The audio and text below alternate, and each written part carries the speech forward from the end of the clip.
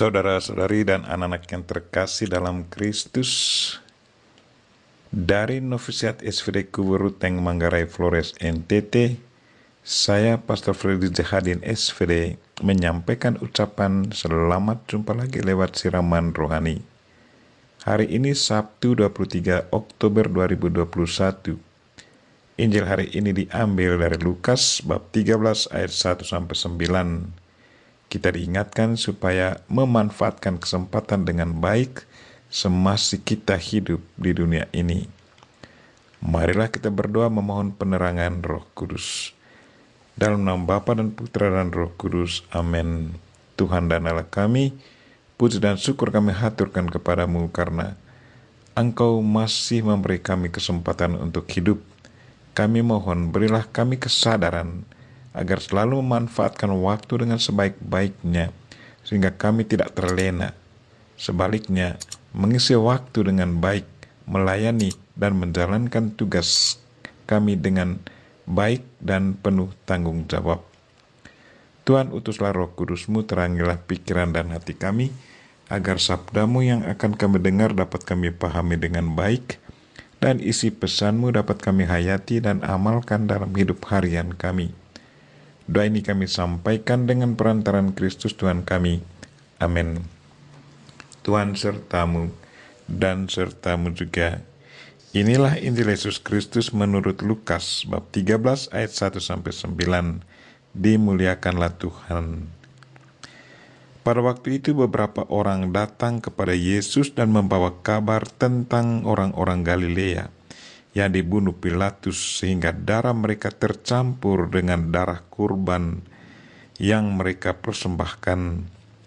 Berkatalah Yesus kepada mereka, "Sangkamu orang-orang Galilea ini lebih besar dosanya daripada dosa semua orang Galilea yang lain, karena mereka mengalami nasib itu?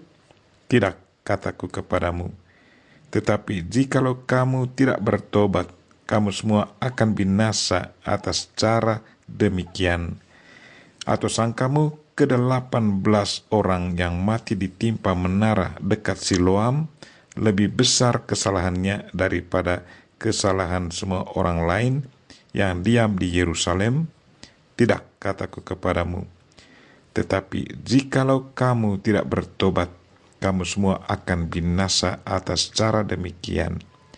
Lalu Yesus mengatakan perumpamaan ini, seorang mempunyai pohon ara yang tumbuh di kebun anggurnya, dan ia datang untuk mencari buah pada pohon itu, tetapi ia tidak menemukannya.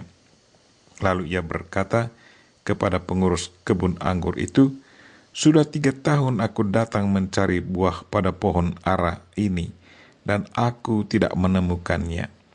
Tebanglah pohon ini. Untuk apa ia hidup di tanah ini dengan percuma?" Jawab orang itu, "Tuhan, biarkanlah dia tumbuh tahun ini lagi. Aku akan mencangkul tanah sekelilingnya dan memberi pupuk kepadanya. Mungkin tahun depan ia berbuah. Jika tidak, tebanglah dia." Demikianlah Injil Tuhan. Terpujilah Kristus. Saudara-saudari dan anak-anak yang terkasih dalam Kristus, tema renungan kita hari ini ialah manfaatkanlah kesempatan dengan baik semasa kita hidup di dunia ini. Hari ini kita mendengar bahwa ada orang membawa kabar kepada Yesus bahwa ada orang Galilea dibunuh oleh Pilatus dan darah mereka tercampur dengan darah korban yang mereka persembahkan.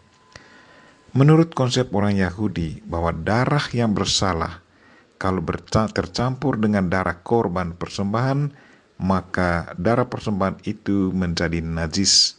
Tetapi Yesus menantang mereka, katanya, bukan darah itu yang paling penting, tetapi yang paling penting dan sangat fundamental adalah orang harus bertobat.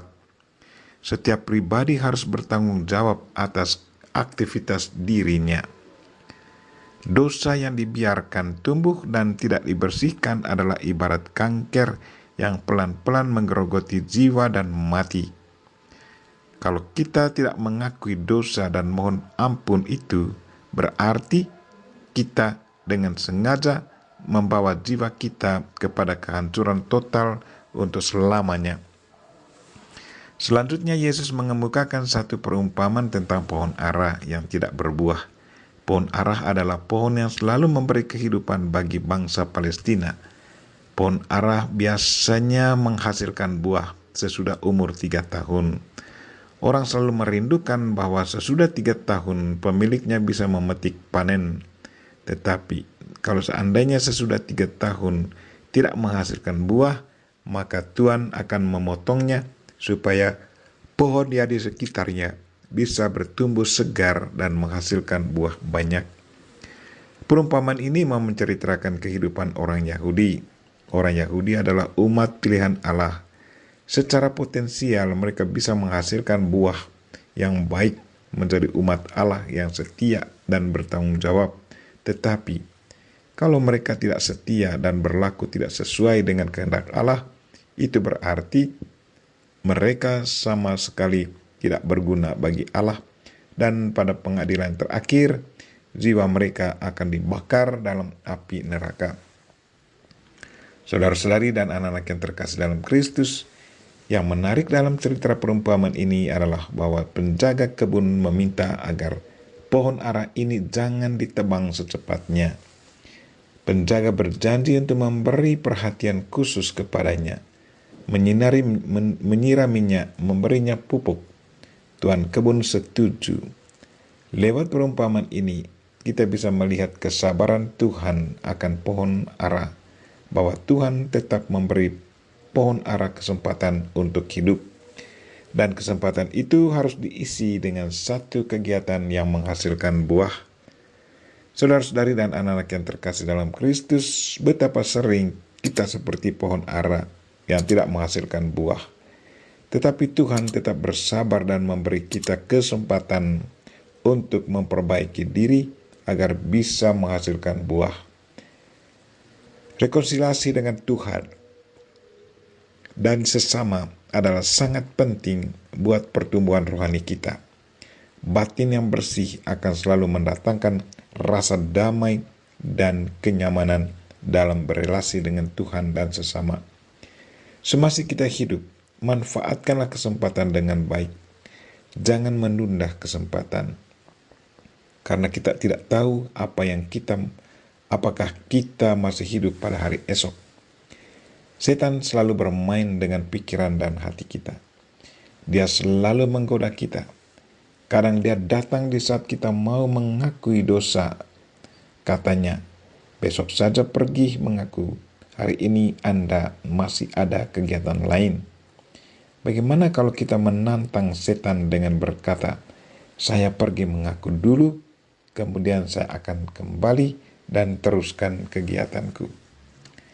Marilah saudara-saudari dan anak-anak yang terkasih, semasa kita diberi kesempatan untuk hidup, manfaatkanlah kesempatan sebaik mungkin agar kita selalu merasa diri siap menyambut kedatangan Tuhan. Kita berdoa semoga Tuhan sadarkan kita untuk selalu melihat batin kita dan mendorong kita untuk selalu memanfaatkan kesempatan untuk selalu berbuat baik dan semasa kita hidup di dunia ini. Kita memohon Bunda Maria untuk mendoakan kita. Amin. Marilah kita mohon berkat Tuhan. Tuhan sertamu dan sertamu juga. Semoga saudara sekalian dan mereka-mereka yang kita doakan pada hari ini dan segala aktivitas kita sepanjang hari ini dilindungi, dibimbing, dan diberkati oleh Allah yang Maha Kuasa, Bapa dan Putra dan Roh Kudus. Amin.